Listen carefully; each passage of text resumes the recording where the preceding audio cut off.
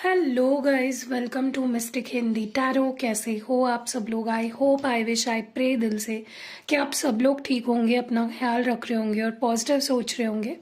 सो आज हम जो रीडिंग कर रहे हैं, जैसे कि आप देख रहे हो, कैंडल वैक्स रीडिंग है।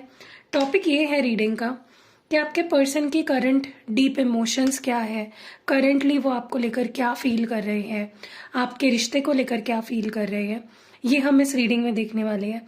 बट ध्यान रखना है हमेशा की तरह, ये एक जनरल, कलेक्टिव और टाइमलेस रीडिंग है, आपकी पर्सनल रीडिंग नहीं है।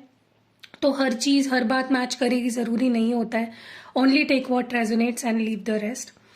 तो बाकी अगर आपको कोई भी डिटेल्स चाहिए, जैसे आपको क्रिस्टल प्रोडक्ट्स ऑर्डर करने हैं या फिर आपको स्पेल जार स्पेल ऑयल लेना है, तो उसका नंबर आपको डिस्क्रिप्शन बॉक्स में मिल जाएगा। आप मुझे व्हाट्सएप कर सकते हो, मेरी टीम आपको सारी डिटेल्स प्रोवाइड कर देगी। ठीक है, चलो लेट्स लाइट द कैंडल। जब मैं लाइट करूँ कैंडल को, आपको अपने पार्टनर का नाम दोहराना है अपने मन में और डिवाइन से प्रे करना है कि इस रीडिंग के थ्रू आपके पर्सन के जो भी फीलिंग्स है वो आप तक पहुंचे क्लियरली, और आपको फील क्या कर रहे हैं वो पता चल जाए। ठीक है चलो, तो मैंने यहाँ पे कैंडल को कर लिया है लाइट।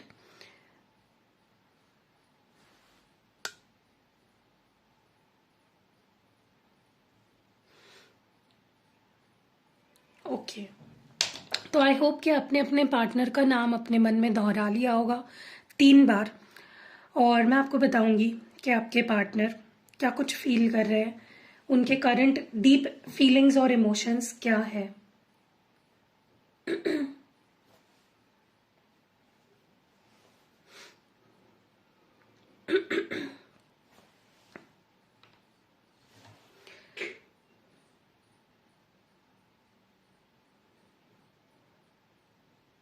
सबसे पहले तो ना मुझे ऐसा लग रहा है जैसे आपके पर्सन अपनी ही, जो भी उन्होंने किया है ना आपके साथ, जो भी बोला, जो भी डिसीजंस उन्होंने लिए, वो अपने में ही फंस गए हैं। उनको कोई रास्ता नहीं मिल रहा है, बहुत स्टक फील कर रहे हैं। उनको लग रहा है वो चाहकर भी अभी आप तक पहुंच नहीं पा रहे हैं। जैसे होता है ना कि इंसान एक एक जाल बुन देता है और वो उसमें फंस जाता है खुद ही। ठीक है, ऐसा कुछ हुआ है। या तो आपके पर्सन ने आपको कुछ ऐसा बोल दिया कि जैसे मुझे तुमसे दूर रहना है, मुझे तुम नहीं चाहिए हो, मुझे ब्लॉक कर दो, या मुझसे बात मत करो, मुझे मैसेज मत करो। कुछ ऐसा कर दिया है या कुछ ऐसा बोल दिया है इस इंसान ने जिसकी वजह से वो खुद अटक गए हैं, वो खुद स्टक हो गए हैं। ठीक है, उनको कोई रास्ता ही नहीं मिल रहा है कि चीज़ों को कैसे सुलझा सके। वो खुद नहीं समझ पा रहे हैं। लेकिन साथ ही साथ उनको ऐसा लग रहा है मेरे पास ना रियलिटी को एक्सेप्ट करने के सिवा कोई और चारा नहीं है, कोई और ऑप्शन नहीं है। रियलिटी जो है मुझे उसको एक्सेप्ट करना ही पड़ेगा। सो कहीं ना कहीं आपके पर्सन अब सारी जो सिचुएशन है आपके दोनों के रिश्ते में, जो कुछ भी चल रहा है, जो कुछ भी हो रहा है, उन्होंने उस चीज़ को रियलिटी समझकर एक्सेप्ट कर लिया है। ठीक है, जिसकी वजह से हाँ, ऐसा तो नहीं हो रहा है कि उनको परेशानी नहीं हो रही है या वो पेन में नहीं है, दुखी नहीं है। डेफिनेटली है, आपसे दूर होकर ये पर्सन डेफिनेटली दुखी है, या जो सिचुएशन चल रही है उससे वो दुखी है। लेकिन क्या करे, ये पर्सन कहीं ना कहीं जो भी चल रहा है उसको एक्सेप्ट करने की कोशिश कर रहे हैं। मुझे यहाँ पे बहुत स्ट्रांगली ये चीज़ फील हो रहा है कि इस पर्सन को ऐसा लग रहा है कि अगर वो दुखी रहेंगे, परेशान रहेंगे, या अगर वो कोई स्टेप्स नहीं लेंगे, कोई बदलाव नहीं लाएंगे अपने अंदर, तो वो और आप कभी एक नहीं हो पाओगे। तो ये पर्सन अपने आप को काफ़ी बदल रहे हैं। एक इमोशनल स्टेबिलिटी, एक इमोशनल मैच्योरिटी ये पर्सन अपने अंदर ला रहे हैं ताकि वो आपको पा सके। तो वो अपने अंदर जो भी चेंजेस ला रहे हैं ना, they are doing it for you, इस रिश्ते के अच्छे के लिए, आप दोनों के भलाई के लिए, और आप दोनों के एक होने के लिए ही वो अपने अंदर ये चेंजेस ला रहे हैं। ठीक है, उनको लगता है ये ज़रूरी है।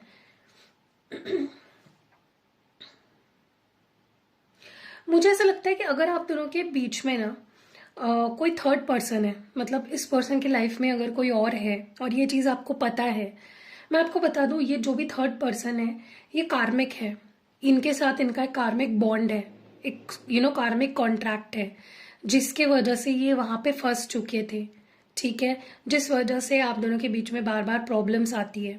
तो अगर आप दोनों के बीच में कोई थर्ड पार्टी है तो इट इज़ बिकॉज वो एक कार्मिक है, और कार्मिक से छुटकारा पाना या कार्मिक को अपनी जिंदगी से दूर करना बहुत ज़्यादा डिफिकल्ट होता है, इतना आसान नहीं होता है। ठीक है, सो आपके पर्सन कहीं ना कहीं मुझे लगता है कि उस कार्मिक बॉन्ड से फाइनली उस चीज़ को रिलीज करके उस थर्ड पर्सन को छोड़ के आपके पास आने वाले हैं। ठीक है, क्योंकि आपसे वो अपने आप को नहीं दूर रख पा रहे हैं, उनके लिए मुश्किल होता जा रहा है जैसे जैसे वक्त आगे बढ़ रहा है। ये पर्सन के लिए आपके बिना जीना, आपके बिना सोच पाना, जी पाना उनके लिए मुश्किल होता जा रहा है। आप एक ऐसे पर्सन हो उनके लाइफ में जिससे वो अपने आप को दूर नहीं रख पाते, इररेजिस्टेबल है हो आप, वो नहीं अपने आप को अपने आप से दूर कर पाते। ठीक है, आप एक ऐसे टेम्पटेशन हो इस पर्सन के लिए जो चाहकर भी वो छोड़ नहीं पाते उस चीज को। ठीक है,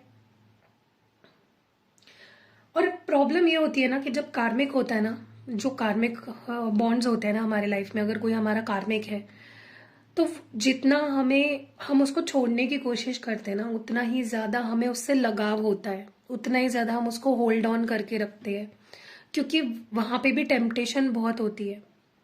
हम चाहकर भी उस पर्सन को छोड़ नहीं पाते हैं। ठीक है, उसको छोड़ना पड़ता है, और ये बहुत कम लोगों को करना, ये बहुत कम लोग करना जानते हैं। आपके पर्सन कहीं ना कहीं अगर उनकी लाइफ में थर्ड पार्टी थी तो वो उनकी कार्मिक तो थी, लेकिन जैसे मैंने अभी बोला कार्मिक को छोड़ पाना बहुत मुश्किल होता है, क्योंकि जैसा टेम्पटेशन आपके पर्सन आपके लिए फील करते हैं, क्योंकि आपसे प्यार करते हैं, आप दोनों कार्मिक नहीं हो, राइट, आपसे वो प्यार करते हैं, इसीलिए आपके टूवर्ड्स इतनी टेम्पटेशन है। लेकिन एट द सेम टाइम जो थर्ड पर्सन है, जो थर्ड पार्टी है, उनके लिए भी जो टेम्पटेशन है आपके पर्सन के अंदर, वो नहीं अपने आप को दूर रख पाते उस थर्ड पार्टी से। ठीक है, और वो जैसे तैसे ट्राई कर रहे हैं कि ये थर्ड पार्टी से वो इस थर्ड पार्टी को वो अपनी जिंदगी से निकाल दे, रिलीज करे और अपने आप को हील करे।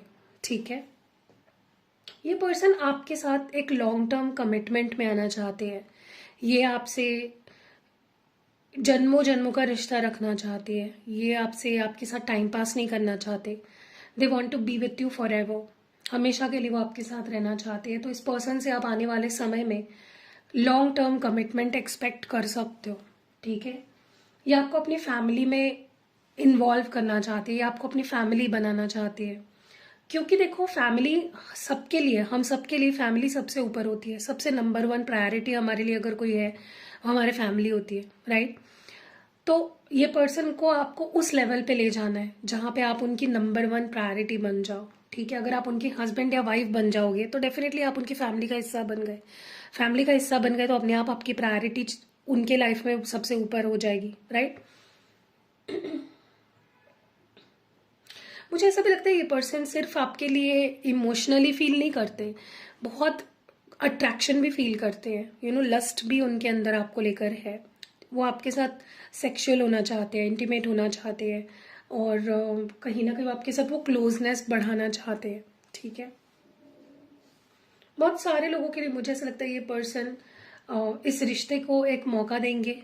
वो आपसे मौका मांग सकते हैं कि प्लीज़ मुझे माफ़ कर दो, प्लीज़ मुझे अपनी ज़िंदगी में आने का मौका दो, प्लीज़ मुझसे बात करो, प्लीज़ मुझे एक सेकंड चांस दो। या ये कोई लव ऑफर रख सकते हैं आपके सामने कि प्लीज़ दोबारा मौका दो मुझे। ठीक है, सो ऐसा कुछ होने वाला है, और ये चीज़ अभी आपको नहीं फील हो रही होगी, ये चीज़ आपके लिए भी एक सरप्राइज है, क्योंकि देखो लाइफ में आगे क्या होने वाला है वो अनप्रेडिक्टेबल होता है, वो अनसीन है, अनप्रेडिक्टेबल है, हमें नहीं पता।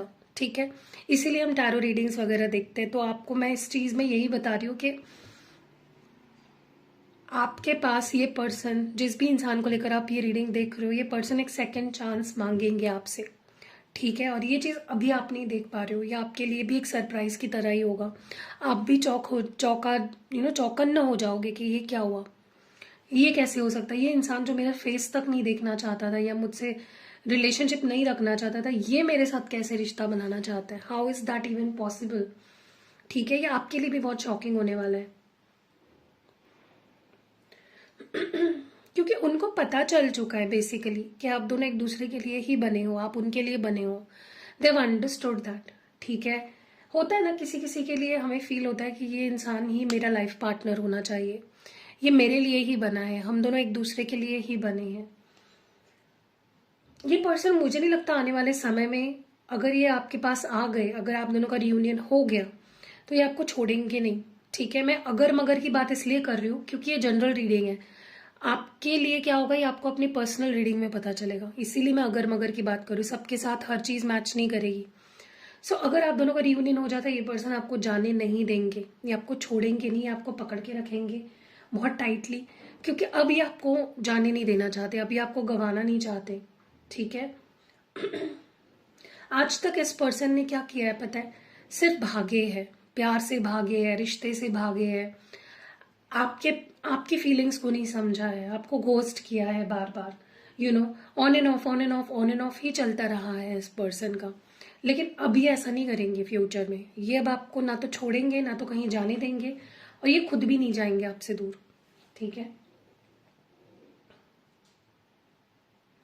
मुझे ऐसा लगता है इस पर्सन को इस रिलेशनशिप के लिए ये अभी कुछ भी कर सकते हैं। इट इज़ लाइक वो किसी भी हद तक जा सकते हैं। वो अगर ये रिश्ता रिस्की है, बहुत ही प्रॉब्लम से भरा हुआ है, तो भी वो ये रिस्क लेना चाहते हैं। उनको लगता है कि मुझे किसी भी हाल में ये रिश्ता तोड़ना नहीं है, ख़त्म नहीं करना है, चाहे फिर कितने भी मुश्किलों का सामना करना पड़े, कितने भी ऑब्स्टैकल्स को फेस करना पड़े। They are ready to do that, क्योंकि आपसे, इस रिश्ते से उन्हें बहुत उम्मीदें हैं। आप में से कुछ लोगों के लिए अगर ये कोई ऐसा पर्सन है जिसने कभी भी आपको अपनी फीलिंग्स नहीं एक्सप्रेस की या कभी भी आपको प्रपोज नहीं किया, हो सकता है आने वाले समय में आपको लिटरली प्रपोज करे। ये आपको अपनी फीलिंग्स बता सकते हैं, और ये चीज़ भी आपको बहुत ही सरप्राइजिंग लगेगी, क्योंकि आपने इस पर्सन से कोई उम्मीद ही नहीं रखी है। कोई उम्मीद नहीं है आपको इस पर्सन से कि कभी कुछ बोल भी पाएगा मुझे। आपने तो होप्स हार दी है लिटरली। अगर मैं आपकी फीलिंग्स की बात करूं, अब बहुत इस रिश्ते को लेकर होपलेस हो गए हो, क्योंकि रियलिटी आप देख रहे हो ना, ये पर्सन आपको इग्नोर कर रहे हैं, ब्लॉक करके बैठे हैं, किसी केस में ये पर्सन थर्ड पार्टी के पास चले गए हैं, तो आप होपलेस हो गए हो। आपको तो लगता ही नहीं है कि वापस आएगा भी ये इंसान मेरे पास। ठीक है, लेकिन वही है ना कि भगवान की जहाँ चलती है वहाँ किसी की नहीं चलती, तो भगवान की ही मर्जी है कि आप और वो एक हो। ठीक है, ये भगवान की ही मर्जी थी कि आप दोनों के बीच में दूरियां आई, और भगवान की ही मर्जी है कि वो आपके पास आएंगे। बस वो डिवाइन आपका टाइम कब आता है, आपका डिवाइन टाइम, हर एक इंसान का एक डिवाइन टाइम होता है लाइफ में, जब वो चीजें होनी होती है। ठीक है, जैसे होता है ना कि शादी का अपना एक वक्त होता है हर एक इंसान का, या फिर जॉब मिलने का एक वक्त होता है, लाइफ में सेटल होने का एक डिवाइन टाइम होता है, तो वैसे आपका डिवाइन टाइमिंग जब आएगा तब ये इंसान आपको मिलेगा।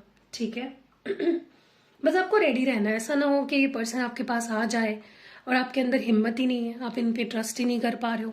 तो अपने आप को हील करो, अपने अंदर पहले जो भी बदलाव लाने हैं वो लाओ, क्योंकि ये पर्सन किसी भी वक्त आ सकते हैं। तो कहीं ऐसा ना हो कि ये आए, आपको अपॉर्चुनिटी मिले डिवाइन की तरफ से इस रिश्ते को ठीक करने की, लेकिन आपके पास अगर किसी सवाल का जवाब ही नहीं होगा, तो आप जो अपॉर्चुनिटी आई है वो भी खो दोगे। राइट,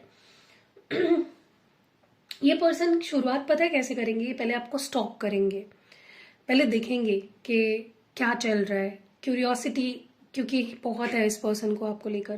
तो पहले आपकी इन्फॉर्मेशन गैदर करेंगे कि आपके लाइफ में क्या चल रहा है, आप क्या सोच रहे हो, क्या आप इनको मिस कर रहे हो, क्या आप इनको भूल गए हो। पहले ये चीज़ें वो गैदर करेंगे। फिर हो सकता है ये पर्सन आपसे माफ़ी मांगे, बोले कि मुझसे गलती हो गई, मेरी गलती को माफ़ करो, मुझे एक मौका दो।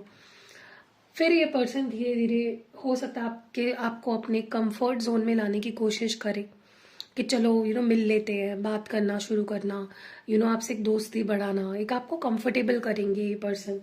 और फिर कहीं ना कहीं जैसे जैसे धीरे धीरे पॉजिटिव चेंजेस आना शुरू हो जाएंगे, ये पर्सन आपको प्रपोज करेंगे। ठीक है, लेकिन मैं आपको एक चीज़ बहुत क्लियरली बता दूं कि पहले ये पर्सन ना किसी की भी बातों में आ जाते थे। कोई इनको कुछ बोल दे, इनको लगता था कि हाँ यार ये सही है, अगर कोई बोल रहा है तो मे बी यही सही है, और ये आपको धिक्कारते थे, आपकी इतनी इंपॉर्टेंस आपकी बातों को नहीं देते थे। लेकिन आने वाले समय में ये पर्सन किसी की भी बात नहीं मानेंगे, ना अपने फैमिली की, ना सोसाइटी की, ना दोस्तों की।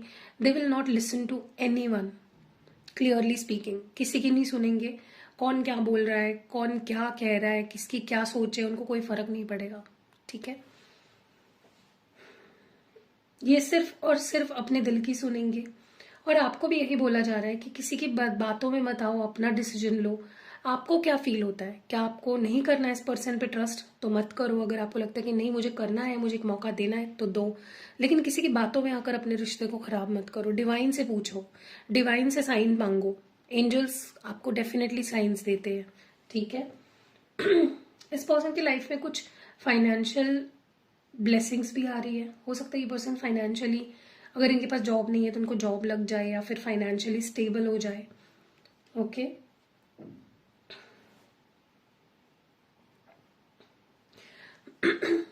मुझे आपके अंदर बहुत कंफ्यूजन दिख रहा है, पता नहीं क्यों। ऐसा लग रहा है जैसे आप जानते नहीं हो कि आपको ये पर्सन चाहिए भी या नहीं। इट्स लाइक आप कंफ्यूज हो, यू डोंट नो कि whether you want this person और नॉट। आप खुद समझ नहीं पा रहे हो। तो ऐसा नहीं करना है। हो सकता है आप अगर ऐसा ऐसा करने लगे तो मे बी आपके पर्सन आप पे ट्रस्ट ना कर पाए, राइट। तो क्यों चीज़ों को बिगाड़ना है। आप अपना डिसीजन ले लो, अपने मन को समझा लो कि क्या करना है क्या नहीं करना है, ठीक है। क्योंकि ये पर्सन पे आप अभी ट्रस्ट कर सकते हो। पहले मे बी आप इन पे ट्रस्ट नहीं कर सकते थे इनके हरकतों की वजह से, लेकिन अब आप कर सकते हो। ऐसा मुझे जहां तक कि दिख रही है चीज़ें, मैं बता रही हूँ। You can trust this person now, ठीक है। क्योंकि अब ये पर्सन सच में अगर सॉरी बोल रहा है तो उसको मीन करेंगे, ठीक है। क्योंकि सच में वो अब सॉरी फील कर रहे हैं, रिग्रेट कर रहे हैं। तो अगर वो सच में सॉरी है तो आपको भी उनको सच में माफ कर देना चाहिए, ओके।